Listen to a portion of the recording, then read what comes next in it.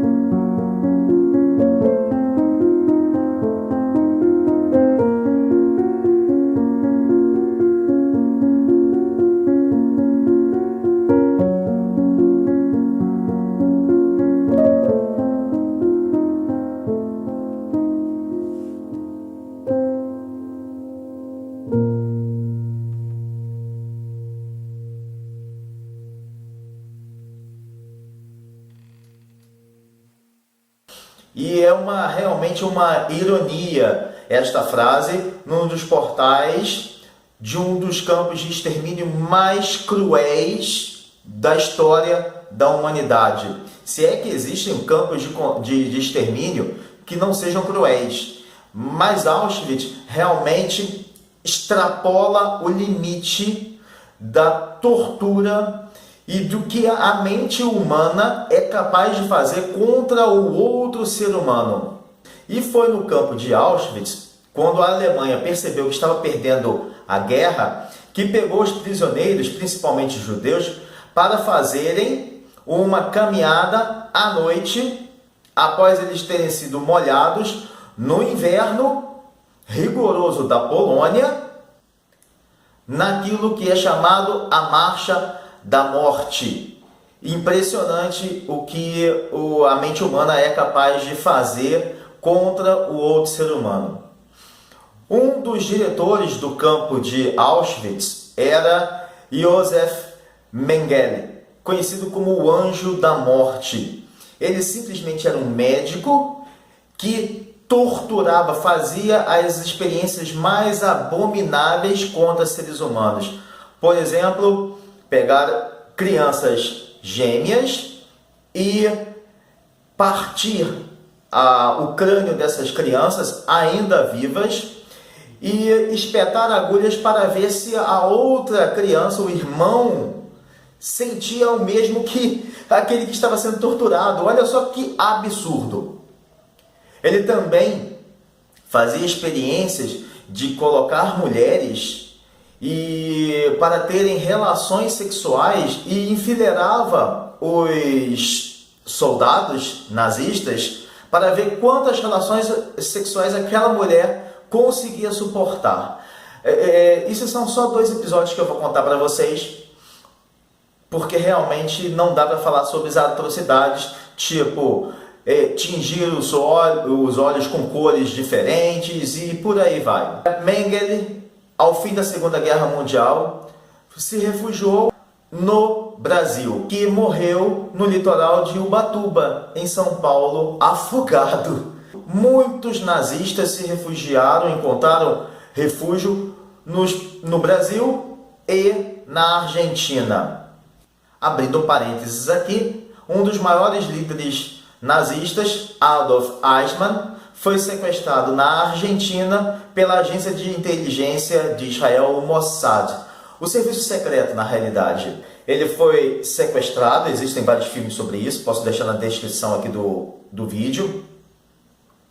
E levado para Israel, onde ele foi sentenciado e enforcado. Auschwitz hoje é um memorial, é um museu onde todas as lembranças estão ali para não deixar a humanidade se esquecer do que ocorreu. Mas nada ficou tão diferente para aqueles que foram libertados pelo Exército Vermelho, o Exército Comunista, o Exército da União Soviética, que vivia sob a ditadura de Joseph Stalin. Muitos prisioneiros foram enviados para gulags, que são, ou gulag, o plural, na língua russa. Eram também prisões e muitas pessoas foram levadas para essas prisões se não obtivessem se não correspondessem, não preenchessem um determinado critério ou vários critérios para serem libertados pelo Exército Comunista, pelo Exército Vermelho. Algumas pessoas me perguntaram: Renato, tem algum livro que você possa indicar que fale sobre prisioneiros em Auschwitz e que evidentemente tenham sobrevivido àquelas situações horrorosas? E eu trouxe para vocês aqui, vou falar sobre 4 livros muito interessantes. O primeiro livro é este aqui, A Bailarina de Auschwitz, de Edith Eger. Não vou dar spoiler, vocês sabem que spoiler não existe aqui. Ela tinha aproximadamente 16 anos quando a sua cidadezinha, que era então situada na Tchecoslováquia, hoje pertence à Hungria, quando o exército nazista invadiu o seu vilarejo e a família dela foi sequestrada, foi presa e levada para o campo de Auschwitz. No campo de Auschwitz aconteceram várias situações, não vou falar aqui, vocês vão ler o livro. E ela era bailarina. E com esse talento, ela conseguia também entreter várias crianças. Ela sobreviveu ao Holocausto e se formou em psicologia. E quando os aliados chegaram ao campo, ela partiu para os Estados Unidos e se tornou uma grande psicóloga. E o seu trabalho é exatamente minimizar os danos causados às pessoas que sobreviveram a guerras e situações de estresse pós-traumático, principalmente dos veteranos de guerra ou daqueles que vinham dos combates, sobretudo da Guerra do Vietnã e da Guerra da Coreia também. Então, ela fez esse trabalho e ela faz esse trabalho atualmente. Ela está com 90 anos e vive em Los Angeles, na Califórnia. O segundo livro é este aqui, Última Parada, Auschwitz, meu diário de sobrevivência, do holandês Ed de Winde. Ed de Winde trabalhava no campo de transição de Westerbork, que fica na Holanda. E esse campo de concentração mandava os prisioneiros para vários, entre eles Auschwitz e Bergen-Belsen, onde morreu Anne Frank. Ela passou por esse campo de transição também. E neste campo de transição, que fica no leste da Holanda, Ed conheceu sua esposa Friedel. Em 1943, Ed e Friedel foram enviados para Auschwitz, onde trabalhava aquele médico insano, louco, Josef Mengele. O casal foi separado. A sua esposa foi exatamente para o bloco 10, onde atuava o médico. E ele foi para o campo 9, para trabalhar com prisioneiros de guerra, prisioneiros políticos.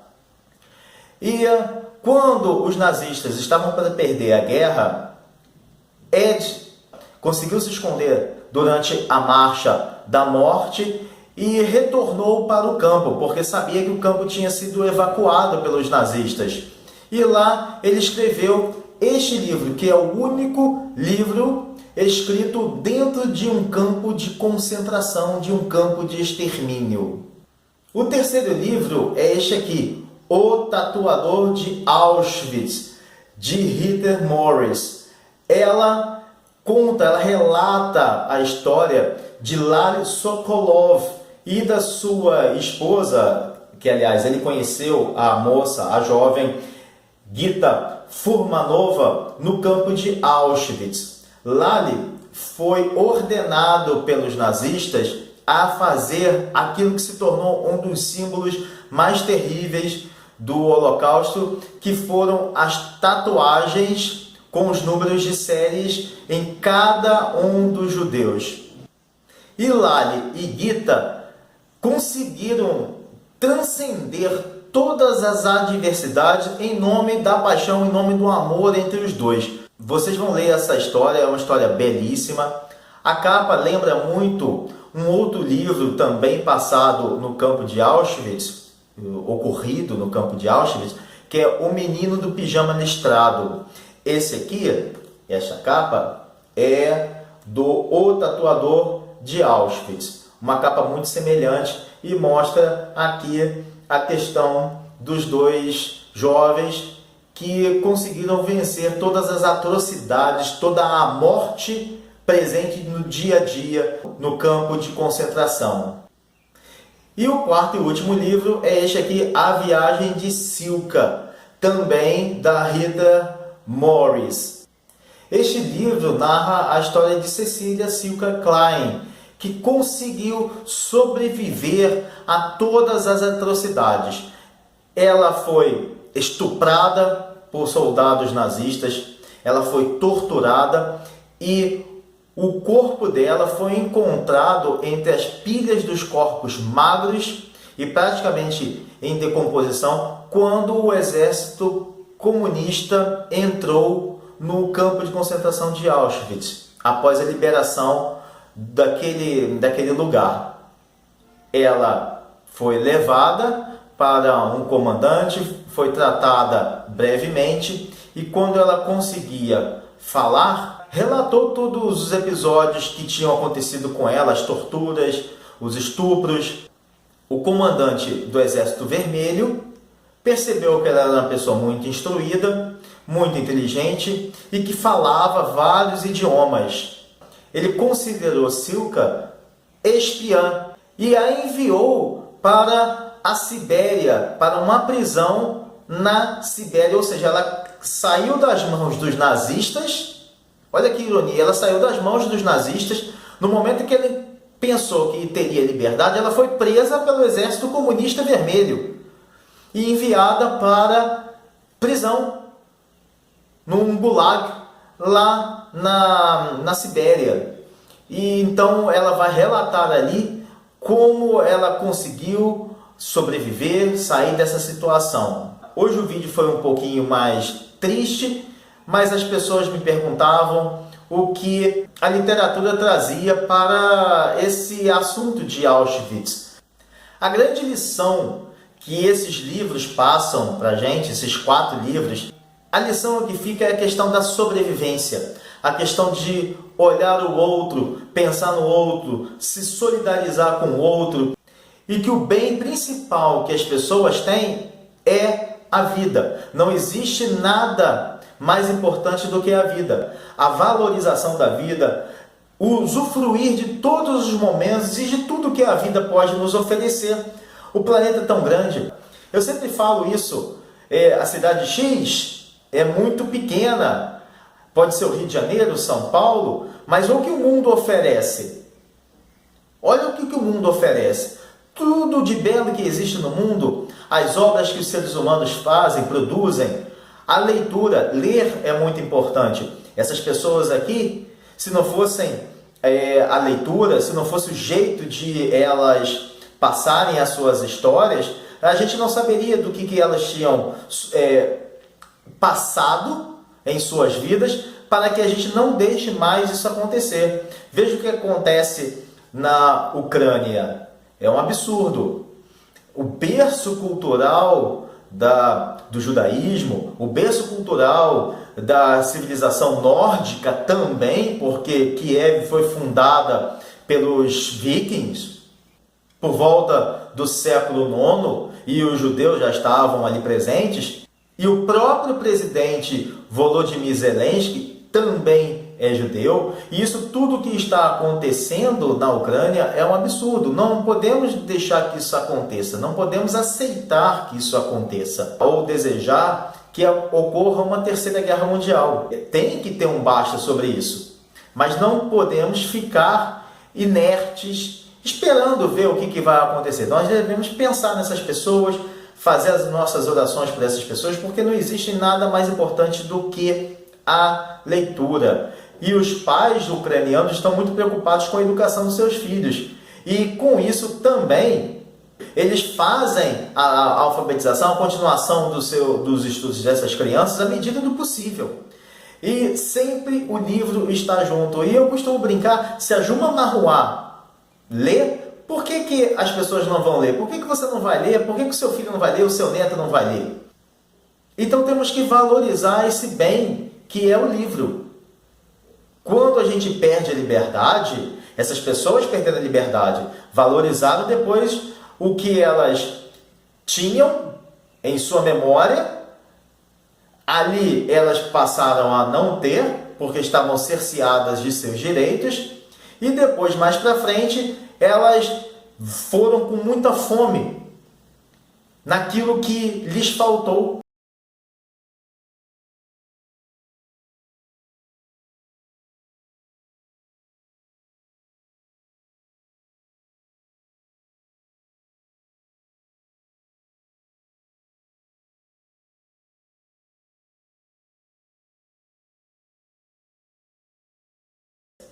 Quando a gente perde aquilo que a gente não valoriza e começa a sentir necessidade daquilo, no caso, vamos usar o exemplo dos livros, se as pessoas no Brasil perderem o direito de lerem, quando elas ficarem realmente sem o acesso ao livro, sem o acesso à educação por uma proibição, isso, claro, não vai acontecer no Brasil, mas se elas perderem esse direito, aí elas vão valorizar e o Brasil vai realmente mudar em relação ao comportamento das pessoas frente à educação e frente à leitura dos livros. Isso é muito importante trazer essa consciência de que nós somos livres para fazer, mas vamos fazer com qualidade, vamos buscar aquilo que realmente é de valor. A música brasileira está pobre. Pobre por quê? Ninguém tem ideias.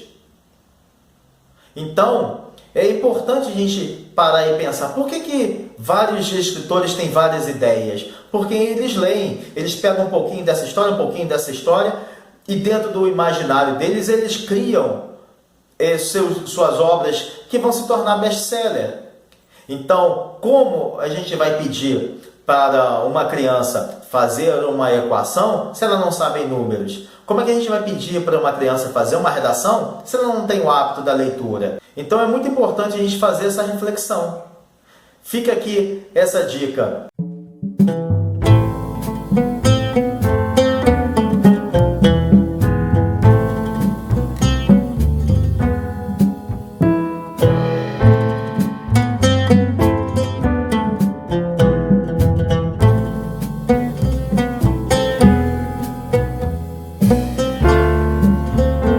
E se vocês já leram algum livro sobre esse período muito dramático, muito triste da história da humanidade, deixe os seus comentários aqui. E eu desejo a todos Shabbat Shalom Mevorach, um bom sábado a todos, tudo de bom para vocês e um grande abraço. Valeu!